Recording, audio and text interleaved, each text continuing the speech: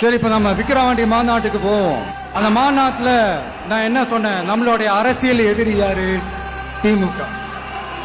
நம்மளுடைய கொள்கை எதிரி யாரு? பாஜக. அன்னிலிருந்து இன்னி வரைக்கும் அந்த ஸ்டாண்ட்ல ஏதாவது மாறணுமா? இல்லையே. இந்து முஸ்லிம் கிறிஸ்தவர்கள் எல்லாம் அவங்கவுங்க வழிபாட்டு முறையிலையும் வாழ்க்கை முறையிலையும் மட்டும்தான். ஆனா தமிழ்நாடுன்னு வந்துட்டா, ஒற்றுமையை காட்டணும்னு வந்துட்டா, நம்ம கிட்ட யாரும் வாலாட்டவே முடியாது, நம்மளோட நல்லிணக்கத்தை யாரும் நாசம் பண்ணவே முடியாது. சொன்னமா இல்லையா?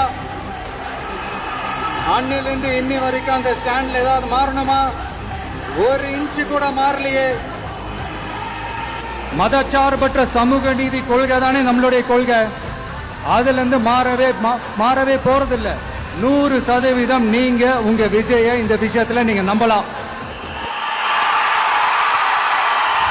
இந்து முஸ்லிம் கிறிஸ்தவர்களுக்கான ஆளா தான்